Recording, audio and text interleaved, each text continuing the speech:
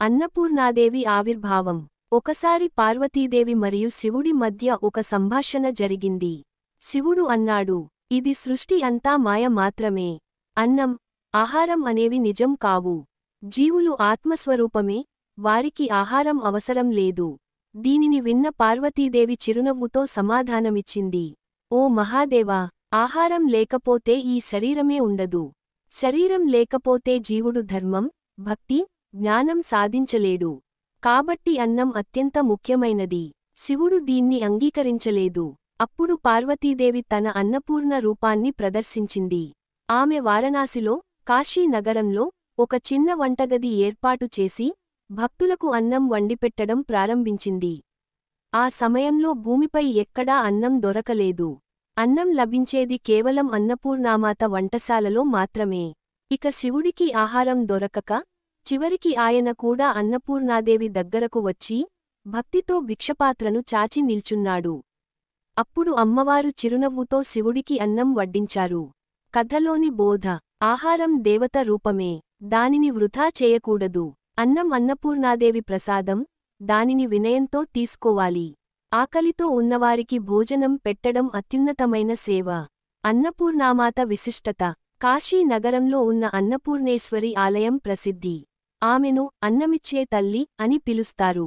భక్తులు ఆమెను ఆరాధిస్తే అన్నదాన బుద్ధి, సంపద, సంతృప్తి కలుగుతాయి.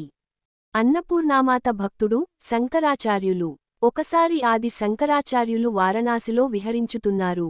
ఆయన వేదవిద్యలో, భక్తిలో గొప్పవారు అయినా ఒక పరీక్షలో పడారు. ఒక రోజు ఆయనకు ఆహారం దొరకలేదు. చాలా రోజుల నుండి భిక్ష తీసుకుని జీవనం సాగిస్తున్న ఆయనకు ఆ రోజు మాత్రం ఎవరూ భోజనం ఇవ్వలేదు.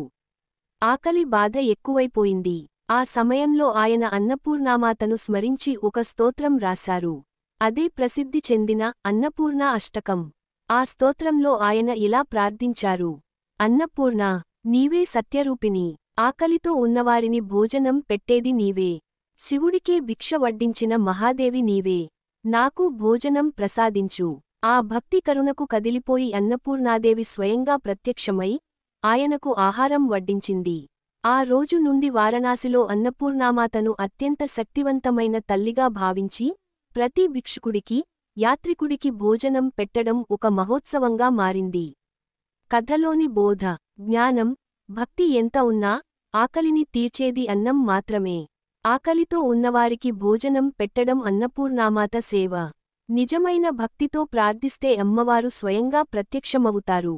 అన్నపూర్ణామాత కరుణతో మీ ఇంట్లో ఎప్పటికీ అన్నం కొరత లేకుండా సంతోషం నిండాలని కోరుకుంటున్నాను. ఇంకొంచెం అన్నం ఉంది పెట్టేసుకుంటారా అని భార్య అనకూడదు. పెట్టేయి అని యజమాని అనకూడదు. యజమాని, యజమానురాలు, పిల్లలు తిన్న తర్వాత కొద్దిగా అన్నం మిగలాలి. దాన్ని పట్టుకెళ్ళి ఇంటి బయట చెట్టు కింద మట్టిలో కలవకుండా ఏదైనా ఓ పెంకు మీద పెట్టాలి. అనేక బలిభొక్కులు ఉంటాయి, అనేక ప్రాణులు, కుక్కలుంటాయి, పిల్లులుంటాయి, పక్షులుంటాయి. అవి తినాలి. అవి తినాలి కాబట్టి పూర్వం ఏం చేసేవారంటే చిలకలు తినడానికి ఇంటి ముందు గింజలతో ఒకటి కడితే ఇంటి ముందు చిలకలు వచ్చి వాళ్ళు తింటుంటాయి. అన్నం తిన్నాక పట్టుకెళ్ళి భూతయజ్ఞం అని కొంత పదార్థం వాటికి వేసేస్తాడు. అంతే తప్ప అంతా తను తినకూడదు. అంటే కేవలం తను సుఖపడడం కాదు, నా వలన ఇంకొక ప్రాణి కూడా సుఖపడిందా, 10 మంది సుఖపడుతున్నారా అని ఆలోచించగలగడం, అట్లా బ్రతకడం పుణ్యం. అది భగవంతుడు కోరుకునేది. అది చేశామనుకోండి, ఆయన మనని సుఖంగా ఉండాలనే చూస్తాడు. అది చేయకుండానే సుఖంగా ఉండాలంటే ఎలా? ఐఏఎస్ పాస్ అవ్వకుండా జిల్లా కలెక్టర్ అవుతానంటే ఎలా? కాబట్టి సుఖంగా ఉండాలంటే పుణ్యం